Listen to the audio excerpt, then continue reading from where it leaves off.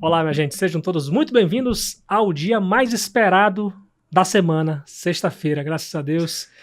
Hoje é o papo de redação de sexta, minha gente. Aqui quem fala é o Lucas Luquezzi, trazendo de segunda a sexta-feira as principais notícias do dia repercutidas aqui pelo Grupo Folha e também com entrevistas especiais de vez em quando, né? Hoje, por exemplo, já teremos uma entrevista muito especial com um dos integrantes de um grupo de ativistas ambientais que foram campeões de um evento, de um encontro internacional que propõe aí projetos de soluções ambientais para a Amazônia, e esse projeto ele propõe soluções para uma realidade daqui do estado de Roraima. Já a gente fala a respeito disso. Tem também a operação da Polícia Federal. Nós estivemos hoje na coletiva de imprensa em que detalhou mais a fundo sobre como é que foi essa operação para investigar aí fraudes no BPC, né, destinado aí a venezuelanos. Já a gente fala como é que funcionava mais ou menos esse esquema, né, que a Polícia Federal está investigando. E também vamos falar, gente, sobre as 5 atrações anunciadas para a Expofé deste ano, né, a Exposição Feira Agropecuária de Roraima, o maior evento de agropecuária do estado de Roraima, 5 atrações nacionais, e no finalzinho a gente vai falar a respeito dessas atrações. Gente, fiquem ligados, esse é o podcast de hoje. Tem a seção de comentários do canal da Folha no YouTube para você participar, interagir conosco, criticar, por que não, né? A gente está aqui para ouvir críticas, e tem o zap da redação para você sugerir entrevistas ou matérias, 999715300. Então, minha gente, olha só, vou fazer uma introdução rapidinha, porque na semana passada um grupo de 100 ativistas ambientais se reuniu em Manaus para apresentar projetos com soluções sustentáveis para a Amazônia durante o evento internacional Unleash Amazon Innovation Lab. 4 deles compuseram a equipe RORAM, né, que é a sigla de Rondônia, Roraima e Amazonas. Formada por integrantes de Roraima, né, do Amazonas e de Rondônia, ela foi vencedora da categoria Voto Popular e recebeu até um checão aí de R$20 mil. E um dos participantes está aqui comigo presencialmente para explicar como é que foi essa conversa para chegar a um projeto que busca evitar a extinção de espécies de mandioca no norte daqui do estado de Roraima. Felipe Medeiros, vocês conhecem muito bem esse cara, mas também não conhecem muito bem o lado ativista ambiental do Felipe Medeiros. Seja muito bem-vindo, meu amigo. Muito obrigado, Lucas. Tamo junto. Parceirão de profissão aqui. Obrigado pelo convite, primeiramente, pelo espaço para falar de algo tão urgente, né? Sim. Que são essas mudanças climáticas, né? Essa emergência climática. Obrigado também à Folha. Inclusive, quero deixar aqui inicialmente meus parabéns para esse grupo de comunicação, né? Que não é só a Folha, que é extremamente importante para a sociedade, para todo o estado de Roraima, o trabalho que vocês fazem aqui. Então, parabéns a você também por fazer um trabalho muito importante para a sociedade. Com certeza, Felipe. Cara, agora é o seguinte, como é que vocês chegaram nessa ideia de fazer um projeto para poder evitar a extinção de espécies de mandioca no norte de Roraima? Como é que vocês conseguiram também reunir um grupo? Como é que vocês se conheceram? Porque é um grupo de um integrante de Roraima, né? São dois integrantes de Roraima. 2 integrantes de Roraima, inclusive uma mulher, inclusive, né? Sim. Que a gente vai já falar. A gente tem um videozinho que ela mandou pra gente, que a gente vai exibir aqui no nosso podcast. É um grupo de 2 integrantes de Roraima, um do Amazonas e um de Rondônia. Vocês já se conheciam previamente? Como é que foi para se conhecer e para fazer esse brainstorm de ideias para formar esse projeto? Lucas, é muito curioso, porque às vezes a gente se prende muito a tentar encontrar, logo de cara, soluções para problemas do nosso dia a dia. E isso é uma das coisas que eu aprendi muito nessa imersão. Enquanto que, inicialmente, a gente deve focar primeiro em qual é o problema. Qual é o problema? Analisa o problema de todos os ângulos, de todos os meios possíveis.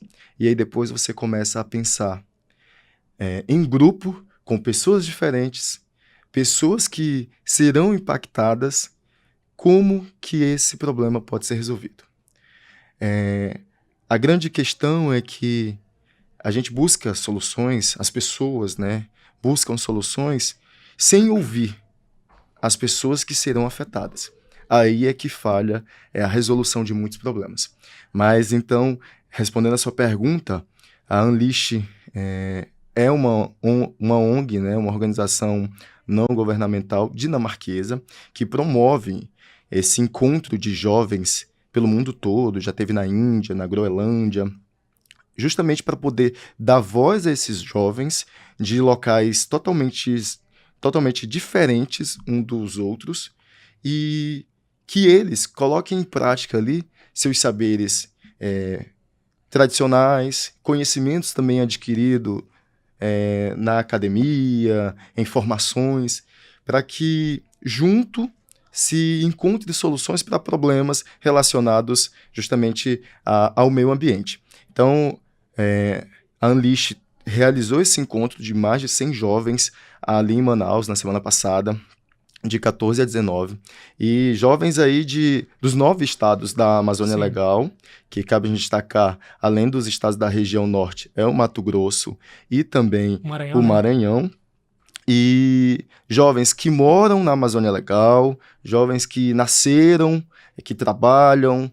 Essa foi a metodologia que eles adotaram para selecionar. Que vivem a realidade da Amazônia Legal. Que vivem a realidade da Amazônia Legal. Uhum. E a partir dessa seleção, a gente foi para Manaus, tivemos que ficar hospedados todos no mesmo local. Foi uma imersão mesmo, para gerar conexões.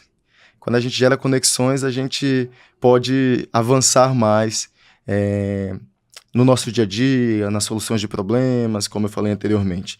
Então, a gente ficou hospedado no mesmo lugar, a gente ia para o evento junto, participava dos momentos de abertura, das orientações iniciais, e depois a gente ia para a prática. E a prática era aplicar essa metodologia da Unleash, que, traduzindo para quem está nos acompanhando, literalmente seria libertar, né? Então, a gente pode dizer que é um projeto libertar a Amazônia, deixa fluir a Amazônia, né?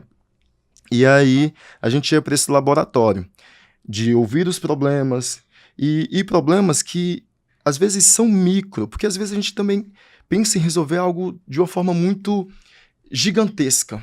Eu quero resolver o calor de Roraima. Mas tá muito amplo. Tá muito amplo, então vamos para algo menor. A gente vai reduzindo. Qual um problema que dá para a gente conseguir resolver e depois ele ser replicado? Aí sim a gente consegue fazer a diferença. Acontece muito isso na academia, né? Nas universidades, né? Sim. Então, a seleção de grupos, né, de integrantes dos grupos foi feita pela equipe, né, pelos facilitadores, eles que montaram. Coincidentemente, eu caí num grupo com... O número do meu grupo era o 11, número 11. Sim. Eu caí no grupo com a Luara Nascimento, que é daqui, que é da etnia Sapará e vive em Amajari. Uhum. Caí também com o Abner Paiter Suruí, que é dessa etnia, Paiter Suruí, de Rondônia, da terra indígena 7 de setembro, e também com uma ribeirinha, a Joyce, que vive em Manacapuru, uma região, tanto é que antes dessa entrevista, como quando a gente forma um grupo e dá uma harmonia tão legal, quando você me convidou, eu até falei, não seria legal sozinho, mas a gente teve até dificuldade para... Sim. Falar com ela, né, numa região difícil, em Manacapuru, e com todas essas questões que estão afetando intensamente lá, que é a estiagem, né, a locomoção está difícil e outras coisas também, como acesso à internet, energia, enfim, alimentação. E aí ela não conseguiu, infelizmente, nos mandar um vídeo para dar um oi aqui para os ouvintes, para o pessoal que está nos acompanhando também pela internet aqui na Folha de Boa Vista. Então a gente montou esse grupo e aí logo a gente criou o nome, né, Rohan, com as iniciais, né, com a sigla de cada estado. E o nosso projeto é chamado Quixemú, que em Macuxi significa viveiro de manivas. Mas como que a gente chegou nessa solução? Que é o viveiro de manivas com centro de convivência. A gente primeiro foi atrás de um problema que deveria ser em comum de todos nós. Uhum. E aí a gente para pensar. Cara, um alimento que é a base para muitos outros pratos, para bebidas dos povos originários, dos indígenas. E aí a gente encontrou o problema. Tá faltando manivas, que são as sementes da mandioca, lá no norte de Roraima. No Iramutã, que é o município mais indígena do Brasil. Sim. Mais de 96% de pouco mais de 15 mil habitantes se declaram indígenas, segundo o último censo do IBGE. Então a gente, então vamos atrás, vamos ler, a gente foi atrás, fizemos uma pesquisa, vamos também entrevistar as pessoas, vamos ligar para as pessoas, isso lá de Manaus. Caramba! Vamos ligar para as pessoas, falamos com algumas lideranças, com alguns indígenas, realmente tá faltando as sementes de mandioca, né? As poucas que estão resistindo, a gente está fazendo o encanteiramento, mas com a esperança ainda meio ali que balançando. O encanteiramento é o seguinte, como lá é uma região muito seca, né? E que tem inúmeras peculiaridades, o que eles estão fazendo? Estão pegando as sementes de manivas que resistiram, que estão resistindo não só às mudanças climáticas, mas a outros impactos também, como o garimpo ilegal que está migrando para a região do Iramutã, a seca, a falta de chuva, enfim. Eles estão pegando e estão plantando para ter a mandioca em volta dos lagos, igarapés, rios, numa tentativa de não perder todas as espécies. Porque a gente chegou no problema geral. Mais de 70% das espécies de manivas tinham sido perdidas. Ou seja, de 10 tipos de mandiocas plantadas lá no Iramutã, apenas 3 estão resistindo a todos esses problemas. Nossa! Esse era o principal problema. E aí, a gente encontrou o problema. Tá, agora vamos partir para a solução. E aí a gente tinha facilitador, pessoas com formação, pessoas com experiência mundial, inclusive pessoas que não falavam bem o português, que nos orientavam, passavam nos grupos, foram formados ao todo 26 grupos, e em média 3 integrantes cada grupo. Então esses facilitadores e especialistas passavam com a gente, avaliavam, e nos davam ali meio que o norte. Sim. E aí se trata de um laboratório de inovação, né? E quando a gente fala também de inovação, mas inovação, preciso de algo grandioso, preciso de algo que envolva tecnologia de ponta. E às vezes não, às vezes a gente precisa de algo simples, mas que funcione, que dê para colocar em prática. Então o nosso problema era esse, a falta de maniva. E o que a gente pode fazer? Aí a gente pensou, a gente pode tentar não perder essas espécies, juntando os conhecimentos ancestrais, que é algo que a gente precisa valorizar mais, os conhecimentos dos povos indígenas, que é essa seleção de espécies que eles já fazem, olha, eles já estão fazendo isso lá, essa seleção e tentando salvar, sem nenhum outro apoio, suporte, né, tecnológico. Imagina se a gente desenvolve um projeto, coloca em prática lá, as chances são maiores, né? Então, a gente precisa manter essas espécies, né, para não perder. Então, vamos criar um viveiro de manivas, mas não só isso, é algo muito maior. É algo também para valorizar a cultura indígena, para gerar renda. Para eles mesmos. Para eles mesmos. Aumentar a produtividade, fazer com que os jovens também se interessem mais por esse tipo de conteúdo, de atividade dentro das comunidades, na sede do município, porque há também isso, né? Como eu acompanho muito a pauta socioambiental, especificamente no território indígena Yanomami, a gente sabe que hoje um jovem indígena, uma criança indígena, deixa de lado suas tradições, os conhecimentos que ele poderia receber dos seus pais, avós, por conta de tecnologia. O que é mais interessante? É ficar ouvindo uma música que toca na cidade numa caixa JBL, ficar com o celular nas redes sociais. E isso faz com que muito do que é importante, não só para os povos indígenas, mas também para nós, acaba se perdendo. Então, a gente pensou, não, tem que ser algo muito maior, tem que ser um viveiro, mas tem que ser também um centro de tradições, com convivência, com integração, comunidade, escola, autoridades, organizações, Enfim, quem tiver disponível para fazer com que a gente não perca. A gente até brincou que a gente não perca a farinha, né? Quem é que não gosta de uma farinha? Você gosta de uma farinha? Pô, eu adoro, cara. Qual é a farinha que você mais gosta? Olha, a farinha que eu mais gosto não é daqui de Roraima, é lá de Uarini. Farinha do Arini. É a farinha de ovinha, né? O Arini Ova, né? Lá do Amazonas. Minha preferida. Pois é. E aí, Lucas, a gente encontrou essa solução e a gente, tem todas as fases, né, da metodologia da Unleash. Então, primeiro mapear o problema, depois identificar uma possível solução e aí, por fim, nos que são possíveis, fazer um teste, né? Sim. Mas no nosso caso, não teve como se testar ainda, porque o nosso projeto é bem maior do que algo que dê para fazer em miniatura ali, né? E aí a gente apresentou, eu fui o responsável por apresentar o pitch, para quem acompanha Shark Tank. Resumo, né, da apresentação. Para quem acompanha Shark Tank é mais ou menos naquele estilo, a gente sobe... Primeiro a gente vai para as eliminatórias, depois sobram os finalistas, e aí a gente vai para a final. E aí as equipes foram divididas em 2 trilhas, né, a de proteção e responsabilidade ambiental, que foi a que eu fiquei nessa trilha. Sim. E aí essa trilha, ela tinha como base 2 ODSs, que são 2 ODS, na verdade, que são os Objetivos de Desenvolvimento Sustentáveis da ONU. Sim. No caso, a trilha que eu fiquei, a ODS era 12 e 16, e a outra trilha era o Objetivo de Desenvolvimento Sustentável, era 14 e 15, que era a trilha Desenvolvimento Econômico Sustentável e Bioeconomia.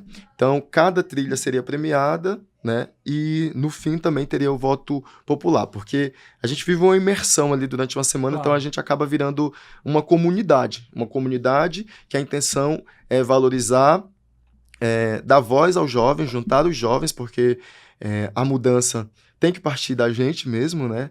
Dos jovens, e fazer com que seja uma comunidade, com que se conectem, com que eles troquem saberes populares e também conhecimentos adquiridos ao longo da vida. E aí cada trilha seria premiado com um valor específico de 15 mil e teria o voto popular da comunidade no valor de 20 mil, que foi o que a gente foi premiado. E aí eu apresentei o pitch do nosso projeto, a gente não estava assim tão esperançoso em ganhar. Cara? Sim, a gente ficou muito surpreso, de verdade, muito surpreso com o resultado, porque tinham projetos muito bons mesmo. Projeto, por exemplo, que ganhou na trilha que eu estava, que buscava incentivar a moda, o visual dos povos originários. Sim. Da Amazônia Legal. E aí a gente para e pensa, mas isso é tão simples, né? Tão básico. Não, cara. Quando você dá vez, mostra as pessoas da região, essas pessoas podem replicar vozes de uma forma gigantesca. Aí a gente pode até trazer um exemplo do reality show de uma emissora famosa, né? Quantas pessoas aquela moça não alcançou, Sim, que é sua conterrânea, né? É verdade. Então, parece simples, mas é isso, é o simples que pode dar certo, que vai dar certo. Então, esse projeto venceu. E na outra trilha de bioeconomia, o projeto que venceu foi um que iria incentivar o turismo socioambiental, com uma moeda ecológica, com uma moeda específica ainda, com... Mas uma comunidade só? Assim? Não, em várias. As pessoas indo para as comunidades. Sim. E tendo aquela imersão ali de conhecer, mas não só passear, não só aquele negócio para gringo ver, mas ficar, se hospedar, viver como aquelas pessoas vivem. Então esse foi o outro projeto vencedor. Eu até tenho aqui o nome deles. Sim. Eu vou procurar aqui para te dizer, mas quem quiser também pode seguir lá. Unleash, né? Mas que tem mais informações sobre os projetos e como foi o trabalho, né? Olha só, foi o Tour Impacto, né? Que era voltado a falta de oportunidade de trabalho, o êxodo rural nas comunidades ribeirinhas da Amazônia é legal. Então, a ideia era criar esse intercâmbio, gerar renda, né, para as comunidades. E o Kunai Moda com Propósito, que é o programa de treinamento que apoia jovens indígenas e tradicionais da Amazônia, promovendo a identidade cultural, quebrando assim, estereótipos e fomentando a representação autêntica da moda. E o nosso, né, que foi no voto popular. É. Mas assim, esse voto popular, quem era que tinha direito a voto nesse caso? Toda a comunidade, todos os outros jovens. Sim. Inclusive jovens que concorreram com a gente. Sim, Isso que é o mais legal. Caramba, e teve gente que deve ter ganho e votou em outros grupos. Sim, será? Sim, é possível. Mas foi voto secreto, né? Foi um voto secreto. Foi anotado o número do grupo no papel e aí depois recolheram. Mas o legal é isso, é tipo assim, ninguém ali tava como inimigo.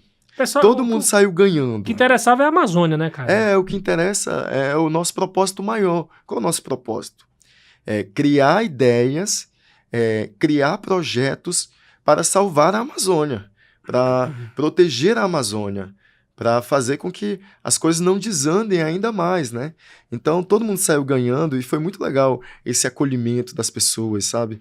De, salve a farinha, salve a mandioca, porque é um alimento muito amazônida, né? A farinha. E não só a farinha, o bolo de carimã, o bolo de macaxeira, a tapioca, enfim, tem uma infinidade de alimentos. E quando a gente vai para a comunidade indígena, por exemplo, tem também bebida, né? Caxiri, pajuaru, que são aí derivados, né? Então, isso é muito importante. E aí eu comecei a minha apresentação do nosso grupo, do Rohan, falando que a gente precisava resolver um problema urgente, que era um problema que colocava em risco a segurança alimentar de crianças, adultos e idosos. E que isso já tinha acontecido. E que a gente tinha chance ali de fazer com que não acontecesse novamente. Aí eu pedia para o pessoal... vou até pedir aqui para você, se você permite. Vamos fazer aqui como eu fiz lá no dia da apresentação, para a gente apresentar o nosso projeto. Fecha os olhos. Pronto. Agora imagina o teu alimento favorito. Imaginei. Pronto, qual é? Diz pra gente. Paçoca. Pronto, agora pode abrir os olhos. Agora pensa que tu nunca mais vai comer paçoca na vida. Porque esse alimento não existe mais. Deus o livre. Pois é. Eu comecei dessa forma e daí eu contextualizei que isso já aconteceu no território Yanomami por conta de toda a invasão dos garimpeiros ilegais nessa região, que impossibilita hoje, né? Hoje o território está se reconstruindo, mas por muito tempo impossibilitou que eles comessem ali alimentos típicos, né? Que eles cultivavam, um deles a mandioca, né? E seus derivados. Por quê? Porque o território foi invadido, foi devastado.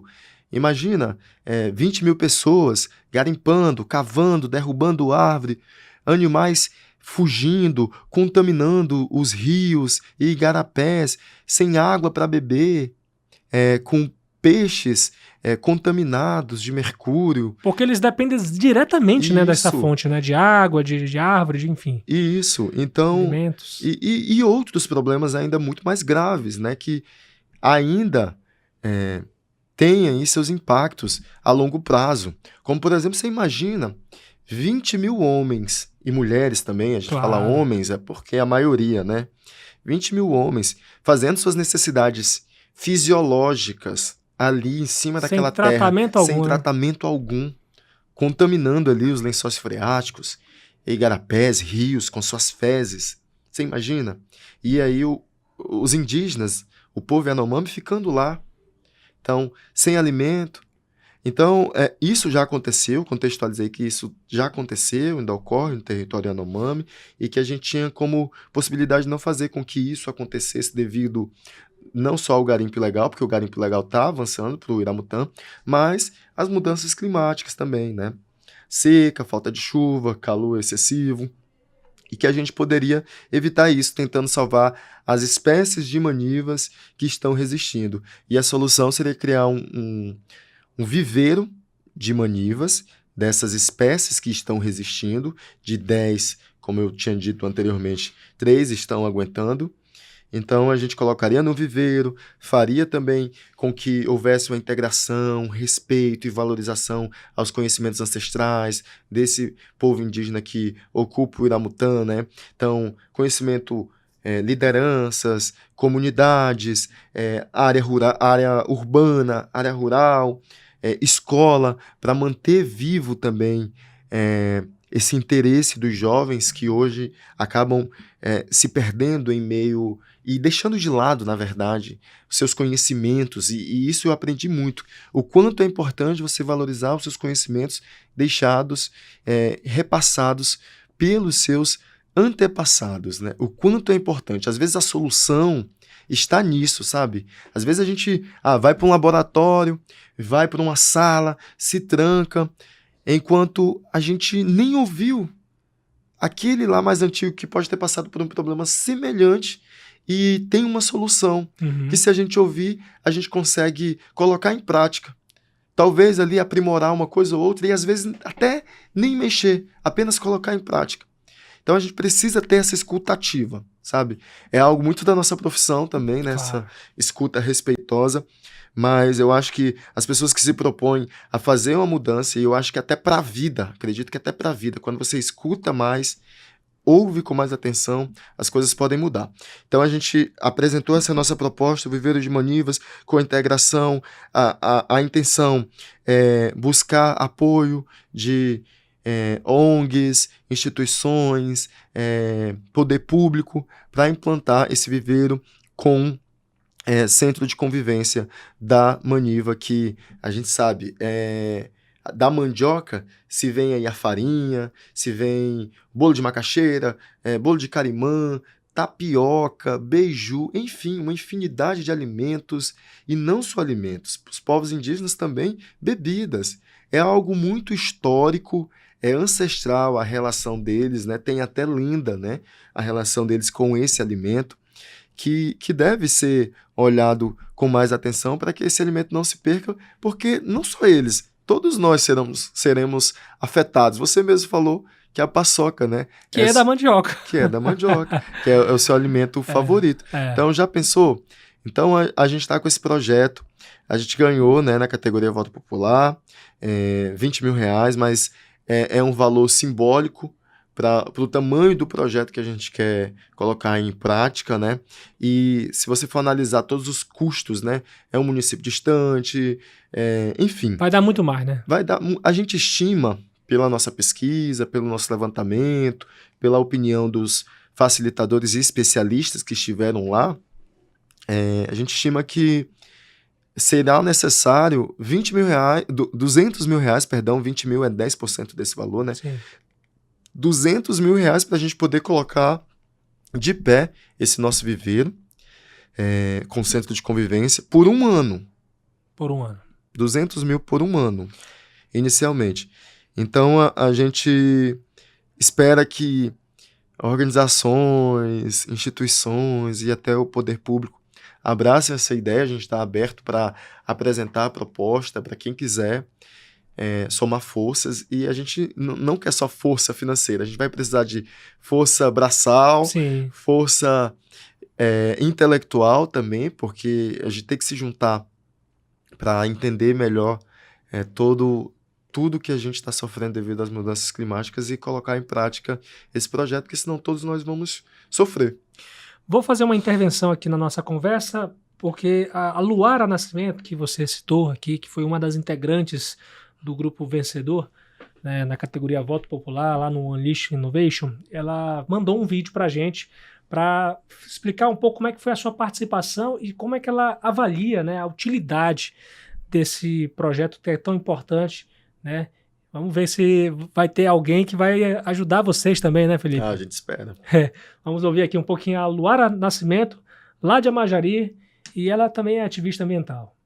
Recentemente, pude participar junto a mais de 100 jovens talentos do Unleash Amazônia, onde propomos problemas que tem dentro dos nossos territórios e que teríamos que criar soluções.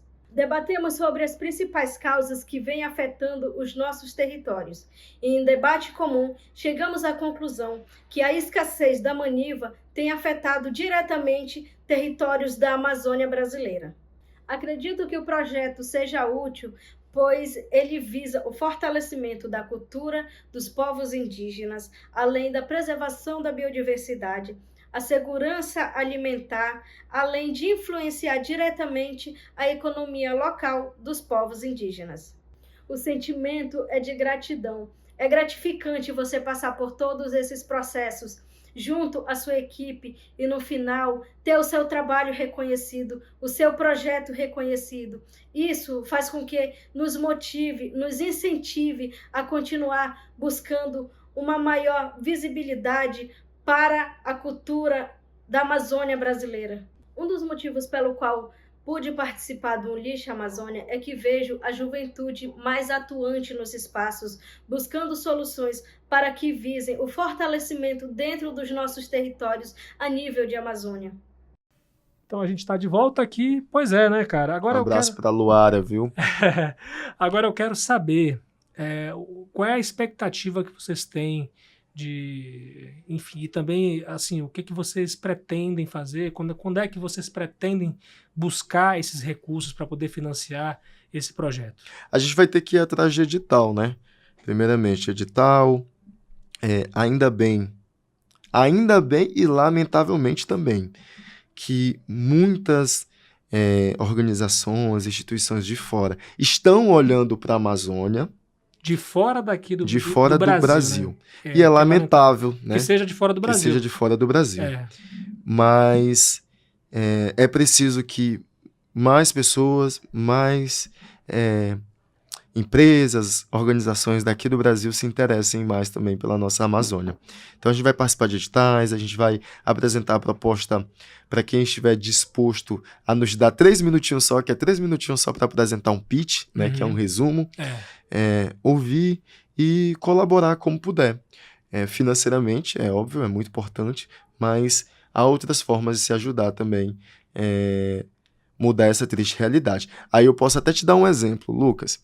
No ano passado, numa reportagem até de uma amiga minha, a Julie, de outro veículo de comunicação, uma grande repórter da Amazônia, que mora em Manaus. No ano passado ela veio para Roraima, foi para o Iramutã, e na 43ª Assembleia das Serras, não tinha farinha para comer a damorida.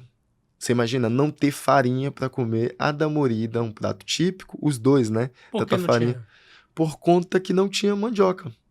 Não teve mandioca. Que é exatamente isso que você falou aqui. Que é o problema. Né? Então, a gente já vê os impactos, né? Os reflexos disso. Mas se a gente não agir logo, pode piorar ainda mais. E aí a gente está se recuperando, né? De toda essa intensidade que foi o evento. A gente saía 8h30, voltava 9h30 da noite, Nossa. Sabe? Então a gente tá se recuperando, dando uma descansada, curtindo um pouco a família. Aí logo depois a gente vai se reunir para pegar esse valor que ganhamos e traçar metas e aplicar ele. A gente ganhou esses 20 mil. Sim. Tá, mas aí eu preciso fazer uma viagem para São Paulo, para Manaus, para apresentar essa proposta para alguém, para aplicar para alguém.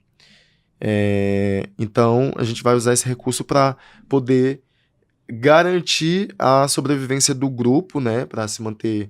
É claro que vai ter também um valor simbólico para cada integrante, porque a gente tem que analisar que são pessoas também mais humildes, Sim.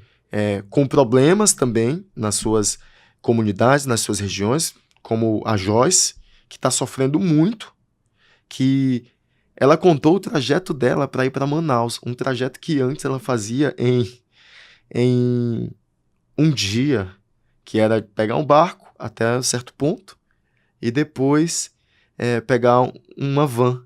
Uhum. Tipo, ela tá demorando o dobro do tempo para poder sair de Manacapuru para Manaus. Nossa. Por conta da seca nos rios, os barcos não tem como fazer todo o percurso, então tem que descer do barco, tem que ir a pé. e aí depois pega um ônibus, depois pega a van, tem todo esse impacto, né, também na vida dessas pessoas. Então, são pessoas que precisam também de um valor financeiro, né, se foram lá, se dedicaram não só por eles, né, mas por todos, né. Então, a gente vai ter um pagamento específico para o grupo e um valor para a gente poder se locomover e ir atrás desses recursos financeiros para poder colocar a ideia para frente. E a gente espera muito que as pessoas abracem essa ideia, que a gente coloque ela em prática e que ela sirva de exemplo, porque a ideia é essa, servir de exemplo para outras comunidades, para outros estados da Amazônia Legal, para outras regiões do Brasil também. Agora, vocês já conversaram com o pessoal lá de Uramutã, pelo menos assim, a gente ganhou com esse projeto aqui, que exatamente tem esse intuito de ajudar vocês. Chegou a ter uma conversa meio que prévia com alguém lá em Uramutã?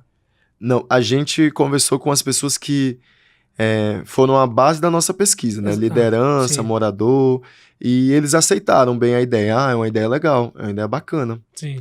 E a ideia é também ser algo mais automatizado, sabe? Ter poço, ser num local estratégico, ter irrigação automática, sabe? Usar tecnologia, né? Então, as pessoas com quem falamos, elas gostaram da ideia. Agora, precisa a gente sentar e ver como que a partir de quando a gente começa a colocar a ideia no papel. Tirar a ideia do papel e colocar na prática, na verdade, Sim. né? A gente espera que logo, porque como vencemos, as pessoas estão ansiosas, estão na expectativa, e vocês também estão empolgados, né? A gente está empolgado, só é difícil a logística, né? Um em Rondônia, outra no Amazonas e 2 aqui em Roraima, só que uma no Amajari e outra aqui em Boa Vista, que sou eu. Então, e é isso, o evento foi recheado de pessoas assim, sabe? Quilombolas, ribeirinhos, indígenas, e é tão legal você ir para um evento e ver essa diversidade de pessoas, porque, Lucas, eu vejo que muitos de nós que estamos aqui na cidade, a gente não se importa com o que está acontecendo à nossa volta, com todos esses impactos, com todos esses problemas. Por quê? Porque que a gente entra pro nosso quarto, entra pra uma sala, vai pro trabalho, fica no ar-condicionado. A gente tá muito confortável. Sim. E quem é que está sendo mais afetado? É as pessoas que estão lá em áreas de difícil acesso, em áreas remotas. E elas que também estão mais interessadas em resolver, né? Enquanto era para ser todos nós.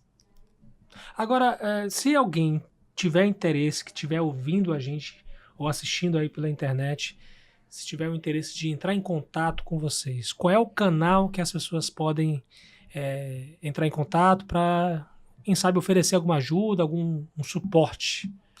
Então, pode falar. A gente ainda não tem rede social, mas pode falar comigo, que o meu telefone está sempre acessível, né? Meu Instagram, Filipe Medeiros. E também tem o meu telefone, pode mandar mensagem no WhatsApp.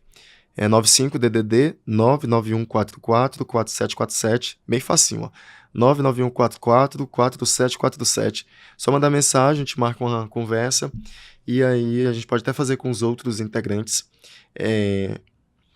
para que todo mundo participe, para que a gente mostre que não há interesses pessoais, sabe? É até curioso falar sobre isso, porque logo que eu cheguei eu me reuni com um outro amigo e ele falou assim, pô, louvável isso de vocês tirar uma semana. Eu tirei uma semana de férias do trabalho. Sim. Ou seja, eu podia estar viajando, eu podia estar curtindo, eu podia estar fazendo qualquer outra coisa da minha vida. Aí eu fui lá aprender com outras pessoas, compartilhar um pouco do que eu sei e por uma causa que vai impactar inúmeras pessoas, né? Não só a mim. Então, eu acho que a gente precisa ter mais isso, sabe? Se todo mundo tiver mais isso, tiver mais essa empatia, esse interesse pelo coletivo, talvez as coisas melhorem um pouquinho. Então, é algo que não tem interesse pessoal. Tipo, eu não moro no Iramutã, mas isso nos impacta diretamente, porque foi até uma das explicações que eu dei durante a apresentação. Hoje, a mandiocultura, né? Ela não é só dos indígenas. Então, os impactos vão muito além de ficar com comida, ficar sem comida, ficar com bebida, ficar sem bebida. É muito além, isso impacta diretamente a renda. Porque se eu não estou conseguindo plantar mandioca na minha comunidade e eu preciso comer, porque é um alimento que faz parte do meu dia a dia, que faz parte da minha vida, o que eu vou fazer? Eu vou atrás de pessoas que vendem e que colocam o preço que elas querem. Por que elas colocam? Porque elas também estão passando por essas dificuldades. Mas são dificuldades diferentes. Por quê? Porque tem mais dinheiro para pagar pesquisador, porque tem mais tecnologia, porque tem mais equipamento. Então eles conseguem, não indígenas, né, produzir a mandioca e vender para os indígenas num preço super alto, prejudicando a renda deles, a vida deles. A gente tem aqui também a participação do Abner Suruí, também ativista ambiental. Ele vai falar também como é que foi a participação dele, né? E até se ele se esperava esse prêmio, né? O que ele achou aí dessa medalha de ouro que ele recebeu aí junto com o Felipe, junto com a Joyce e junto com a Luara. Vamos ouvir aí um pouco do Abner. Eu fiquei muito feliz quando falaram o nome do nosso grupo, que a gente ganhou, né? E eu não acreditei no momento, né, naquela hora. Até agora eu estou muito feliz, né, representando o meu povo, representando Paiter Suruí, representando indígena de modo geral, né? E só agradecer ao meu grupo, de cada um que deu o suor, que cada um que lutou, né?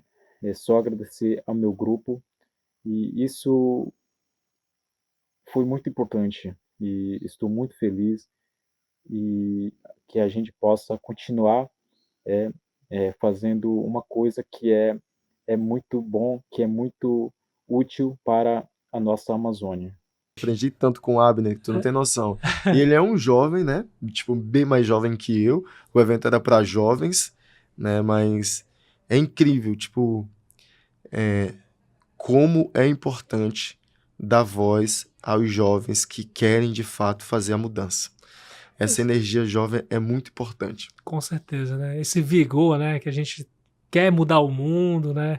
É muito importante. Você é jovem também, né, Lucas? A gente tem vigor aí, né? E pela frente, muitos anos aí pela frente, se Deus quiser, para a gente poder tentar fazer a nossa diferença, né, cara? Que a gente está vivendo uma Amazônia e o que a gente não vê, Felipe, infelizmente, é atitudes concretas de pessoas que deveriam tomar decisões importantes em benefício de toda a população. Eu digo classe política de modo geral, né? Assim, que não, muitas das vezes ela não está acordada para os verdadeiros problemas que a gente está enfrentando aqui. Por exemplo, ano passado a gente teve ano passado e início desse ano, né? Problema de queimada, problema de seca, né? E a gente está vendo aí, o pessoal está acordando tarde, né? Em torno de uma coisa que aconteceu muito forte aqui no ano passado, né? Então a gente fica refletindo o que a gente pode fazer, né? Enquanto a boa parte dos nossos representantes estão dormindo. E a gente tinha que ensinar o resto do Brasil, né? Claro. Porque o primeiro comitê de queimadas foi criado aqui em Roraima. Lá nos anos 1990 e alguma coisa, que eu ainda era criança, mas recentemente eu pesquisei, e o primeiro comitê de queimadas foi criado aqui, naquela época que veio bombeiro até de outros países ajudar. Então é um problema que a gente tinha que estar muito bem preparado. Sem referência para o Brasil, cara. Sim.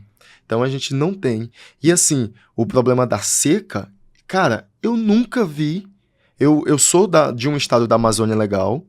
Eu nasci no Maranhão, numa região já próxima do Pará, e vim para cá com 7, 8 anos, vim para Roraima. Então, sou um pouquinho dos dois estados, né? E tenho ali meus pais e avós também do Nordeste, ali Piauí, Ceará e Maranhão também. Então, esse problema da seca, por exemplo, eu nunca vi o rio, desde quando eu sou moleque, que criança, eu nunca vi o rio como eu vi ontem, quando eu passei ali pela orla. Nunca eu consegui ver a base dos pilares da orla. Então, é um negócio assustador. falando também até numa linguagem cinematográfica, apocalíptico. Sim. Né? Eu também, logo que eu cheguei aqui em Roraima, quando adolescente, é claro que o adolescente tem uma percepção diferente, né? Mas nos meus 13, 14 anos, família recomeçando em outro estado, um pouco mais humilde, né? Com condições limitadas. Eu quase nunca conto essa história, mas eu já cheguei a vender din-din na rua e eu não sentia um calor que eu sinto hoje dentro de um carro. Isso é verdade. Isso é verdade. E eu não sentia. Tá cada ano piorando, né?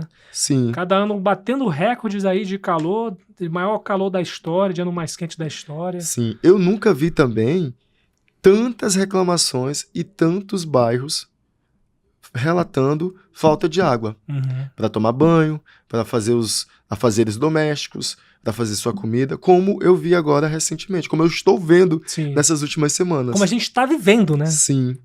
E aí, tipo, a gente acaba sendo muito curioso, né? Essa semana mesmo eu já fui atrás de conversar com o professor Fábio Wankler, da universidade, né?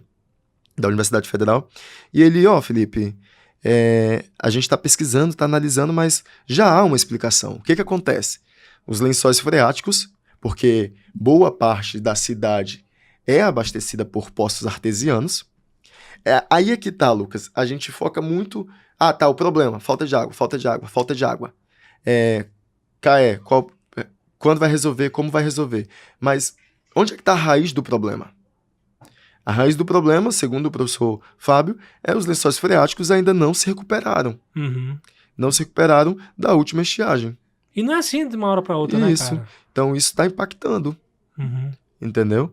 E queimada, cara, a gente tem que mudar, sabe? Eu acho que a gente só vai fazer a diferença se cada um fazer a mudança mínima que seja. Agora, na hora que cheguei na Folha, tinha fumaça saindo ali de uma casa aqui na frente. Olha aí. De uma pessoa queimando o lixo do seu quintal. Pois é. Sério, eu filmei até, porque eu achei tão curioso. Caracas, eu vou para uma entrevista agora falar sobre meio ambiente, sobre mudanças climáticas, sobre o que fazer, né? Propostas para tentar mudar essa realidade, né? E aí o cara aí na frente, o cara, a mulher, não sei, tocando fogo no seu lixo e a fumaça subindo.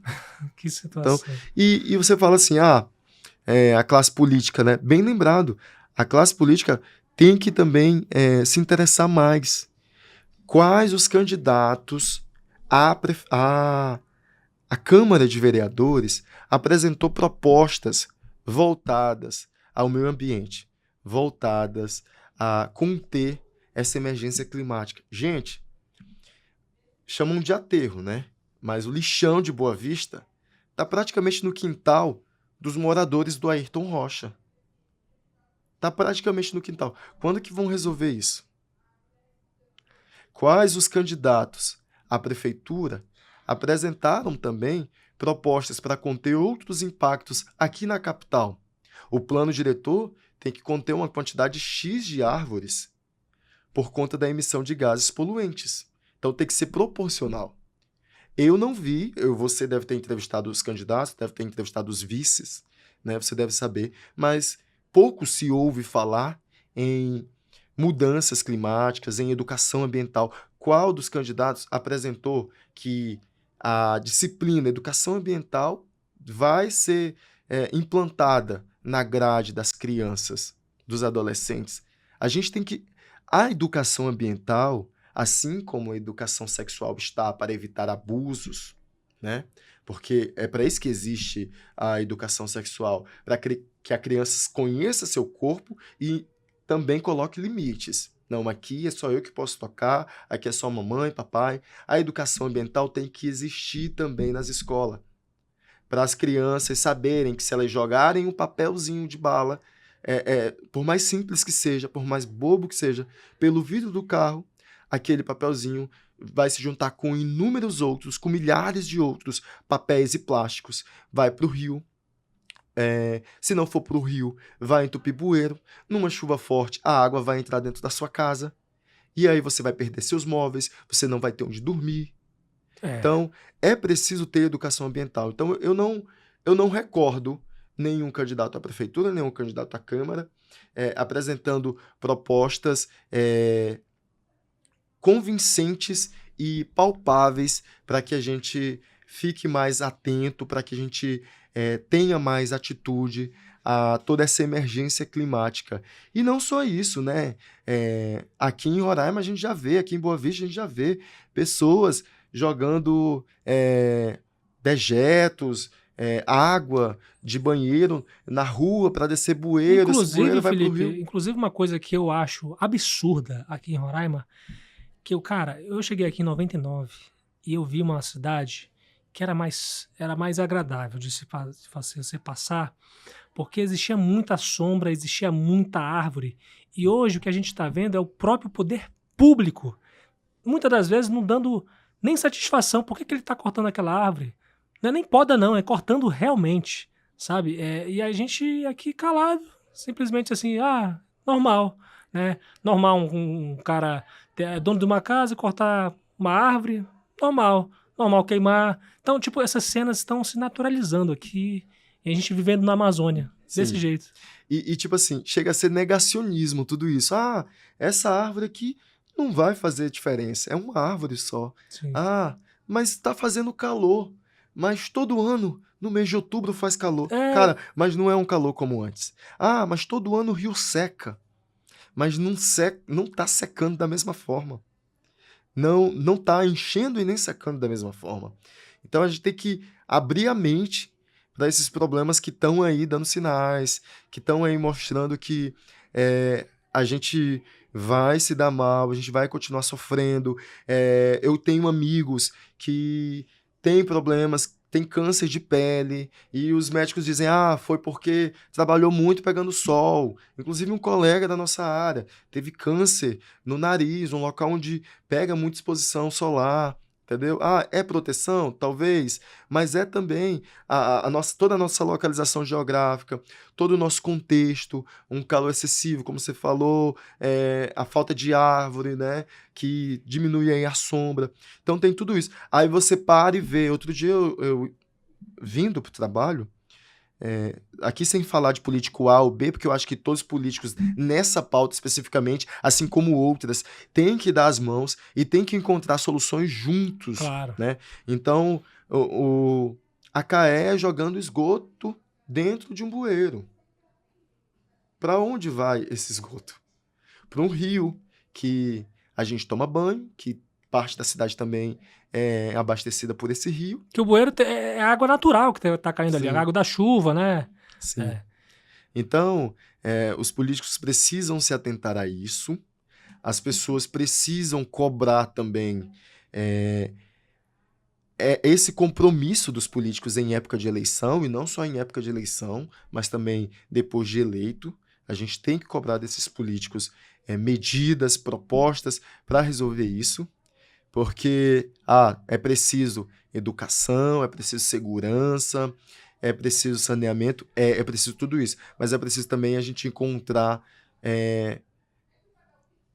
uma forma de colocar também soluções para a emergência climática que a gente está vivendo. As pessoas precisam se interessar mais por política. E precisam conversar mais com esses políticos que os representam e cobrar medidas mais efetivas para solucionar toda essa tragédia que a gente está vivendo. Porque está sendo uma tragédia, cara. Ninguém consegue ficar na frente de casa, até mesmo à noite, por conta de um calor excessivo. Entendeu? E assim, para gente que se interessa pela pauta, para gente que estuda, que participa, eu abri meu celular aqui, porque eu ainda estou aqui com o meu discurso de agradecimento, né? E foi muito bacana.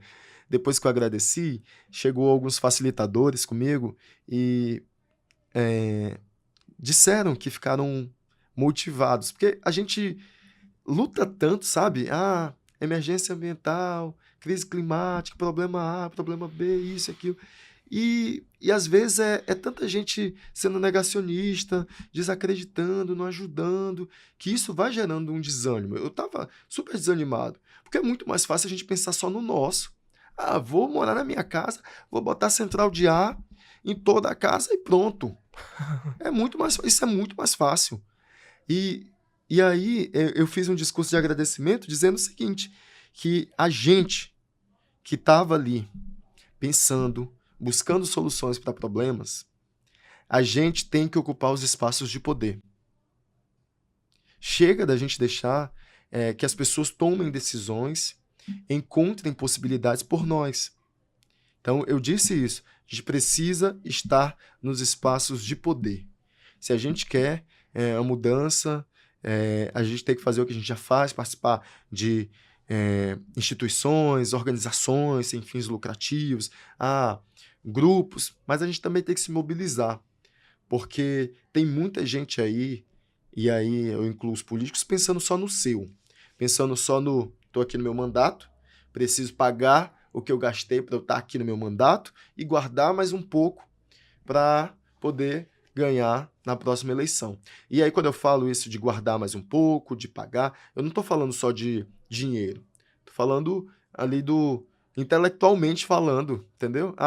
Eu vou pensar aqui em como eu vou me manter no poder e como eu vou me reeleger. Então, eu vou criar uma proposta para o agro, diminuir aqui a área tal para favorecer o agro, que vai derrubar, vai ter mais gado, entendeu?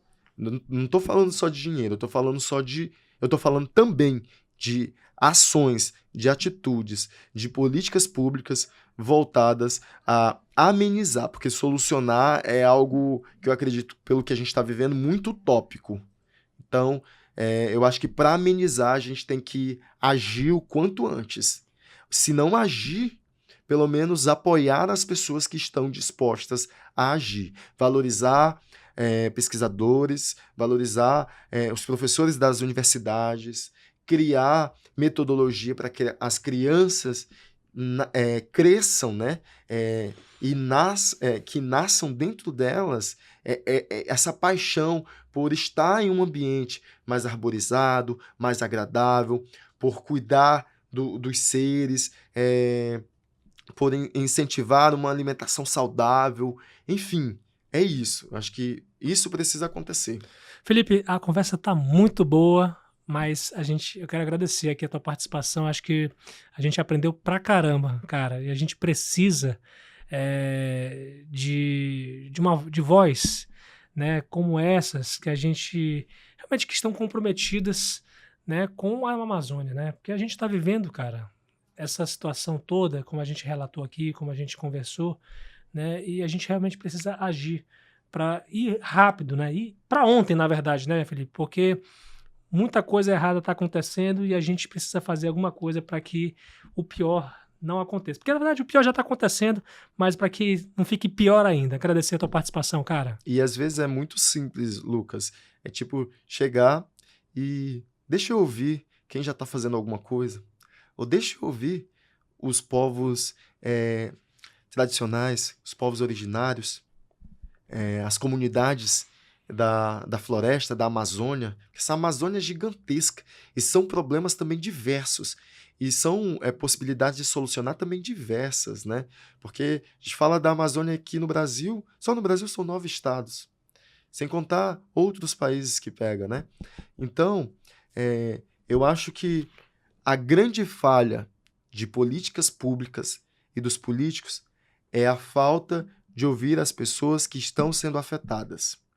Então, se a gente colocar em prática em nossas profissões, e aí os políticos também, porque eles são, é uma profissão, né? Claro. A partir do momento que eles são eleitos, escolhidos por nós, né? Então, é meio clichê falar isso, mas Então, se eles pararem, se a gente parar para ouvir o outro, o que está sendo afetado, o que está passando pelo problema de uma forma mais grave, né? De uma forma mais prejudicial à sua vida, a gente pode junto... não, peraí, você está passando por esse problema, fulano também, cicrano também, vamos se juntar aqui, é um problema em comum. Então vamos encontrar uma possibilidade aqui, uma solução, e vamos arregaçar as mangas e fazer. A gente precisa fazer, a gente tem que parar de esperar também que só os outros façam. Porque fica uma bola de neve, tipo, eu espero que o político, eu espero que fulano Eu espero que a imprensa diga, tá, mas e você? O que você está fazendo? O que você fez hoje? O que você vai fazer amanhã?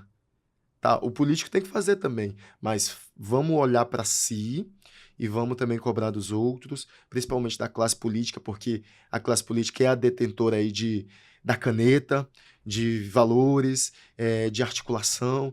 Então a gente tem que se juntar. Eu acho que para essa pauta, para a causa ambiental, a gente tem que se interessar mais por política, ouvir mais, se juntar, independente de partido A, B, C, e buscar soluções. Valorizar os povos originários com seus conhecimentos ancestrais e também a pesquisa, as pessoas que estão sempre estudando e encontrando soluções nas universidades. Muito obrigado por esse espaço, Valeu, Lucas. cara. Até a próxima. Muito bem, vamos falar agora sobre a operação da Polícia Federal que mirou hoje um prejuízo de 33 milhões de reais na concessão do BPC. Esse benefício estava sendo direcionado aí para venezuelanos. A questão não é a questão de ser venezuelanos os beneficiados, mas sim um esquema que beneficia venezuelanos que recebem esse BPC, mas que estão morando na Venezuela. Não é isso, Dina? Seja bem-vinda. Isso mesmo. A PF trabalhando bastante, né? Essa semana aí, PF Demais. mostrando bastante trabalho. Esse é um esquema, né, que a gente, inclusive, divulgou no mês passado, em setembro, né, onde imigrantes... Não, nem são migrantes, né? Eles vêm ao Brasil para obter aí o BPC, na maioria das vezes idosos, acima de 65 anos, vêm, obtêm o BPC e retornam para a Venezuela e ficam recebendo o benefício aqui, né? Para você receber o BPC, você tem que ter residência no Brasil, né? No caso dos imigrantes, tem que ter, né, toda a documentação aqui no Brasil, CPF. Então, eles vinham por meio de agenciadores, né, pessoas que captavam lá, pessoas que tinham esse perfil e retiravam aqui com a ajuda, segundo a PF, de servidores de CRAs de vários municípios, né, hoje tiveram mandatos aí cumpridos no Bonfim e em Boa Vista, né, tanto que na coletiva de imprensa concedida pela PF estava o delegado de Pacaraima também, né, ele disse que a PF começou a perceber uma entrada muito grande de idosos venezuelanos vindo sozinhos. Sim. E muitos deles, naquela entrevista inicial, quando entram no país, eles falavam que vinham para receber o seu BPC. Então, começou, né, a ter essa desconfiança. E aí, eles receberam, né, essas informações lá de Brasília, né, já sobre esse esquema. Sim. E hoje, aí, foram cumpridos 9 mandados de busca e apreensão, né, e contra 7 pessoas apontadas como parte do esquema. Entre eles, um advogado, né? E são todos brasileiros, as pessoas dessa fase, né? Sim, são todos brasileiros, nenhum venezuelano foi preso nessa fase. E um deles acabou sendo preso aí em flagrante por lavagem de dinheiro.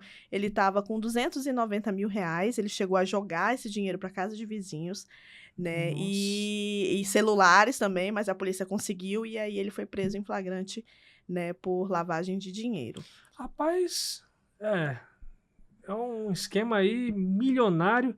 Só para vocês terem uma ideia, gente, nessa reportagem que a Dina citou, a Dina Vieira, nossa editora-chefe, o benefício, a concessão do BPC aqui em Roraima, ela praticamente triplicou em 4 anos. Em junho de 2020, eram 13 milhões de reais e um pouquinho. E aí, essa concessão de benefício, ela aumentou para 33 milhões. Foi praticamente o mesmo valor que foi bloqueado hoje, né? Foi bloqueado hoje, exatamente. Né, foi um aumento exorbitante aí de benefícios, né, concedidos. Inclusive, né, o superintendente do INSS tinha dado uma entrevista já aqui na Rádio Folha falando sobre esse tema, né?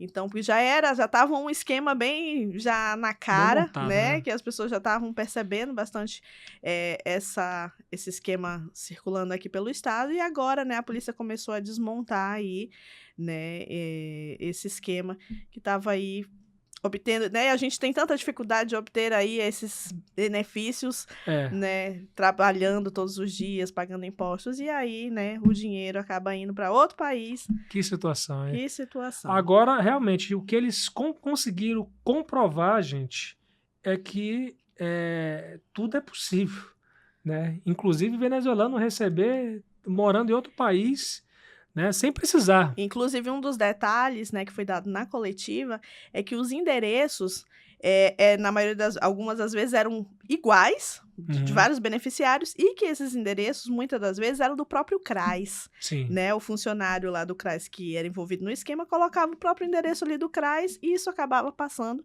né? Mas agora aí a PF descobriu essa manobra.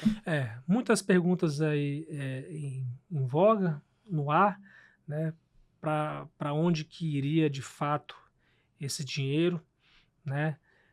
Quem são os outros beneficiados? Se é que existem outras pessoas também que deveriam ser investigadas, né? Inclusive teve até um advogado. Um advogado foi alvo da operação de hoje, né?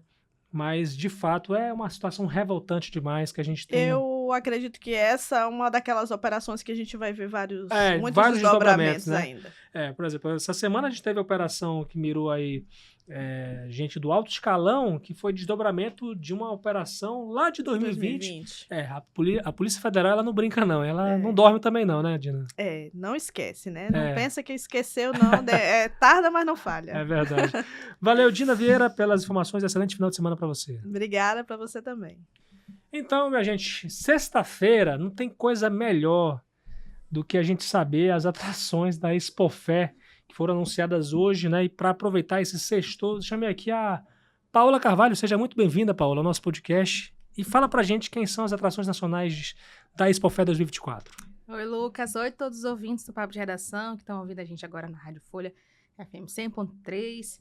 É isso mesmo, né? O governo de Roraima finalmente anunciou oficialmente quem são as atrações nacionais da Expofé Show 2024. Eles já tinham soltado algumas dicas ali nas redes sociais, algumas pessoas já tinham antecipado quem viria e hoje eles realmente, né, confirmaram quais são as atrações musicais, né, desse evento que vai acontecer entre os dias 5 a 9 de novembro ali no Parque de Exposições Dandanzinho, localizado ali no Monte Cristo, né, zona rural de Boa Vista.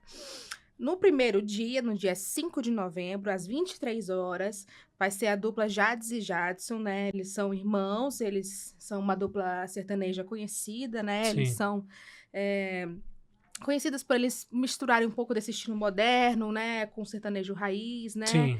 Eles têm 13 discos lançados, eles já estão, né? Já estão bem antigos, assim, numa carreira bem consolidada, e eles vêm trazer um pouco, né, dos sucessos deles pra cá, nessa primeira noite, né, da Expofé, né, eles já tocam nas rádios desde 2003, e um dos sucessos deles, né, é Com Todos Menos Comigo. Então, a população que gosta de sertanejo pode esperar, né, um showzão no primeiro dia da Expofé. Que show! No segundo dia da Expofé, no dia 6 de novembro, às 21h30, então fiquem atentos, porque tem horários diferentes do começo dos shows, tá, gente? E a gente tá lembrando que essas são as atrações nacionais, vão ter outras atrações locais também, que também vão ser anunciadas depois no site da Folha, né? Assim que o governo de Roraima revelar quem são as atrações, né? Confirmar. Então, fica ligado que daqui a pouco, né? Vocês anotam na agenda aí para de vocês qual vai ser as atrações completas. No dia 6 de novembro, na 21h30, tem o Henry Freitas, que ele é cantor, músico e compositor. Ele tem 27 anos, ele é de Recife.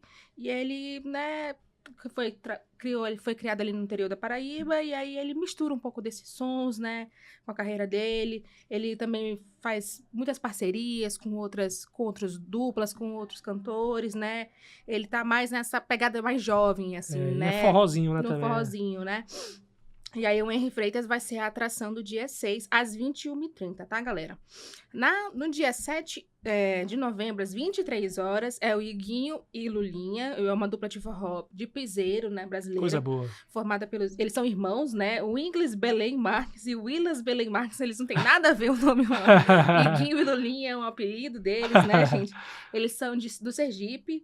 E eles ficaram conhecidos nacionalmente com o hit Coração Acelera, que é uma versão de um hit eletrônico em inglês, Hear Me Now.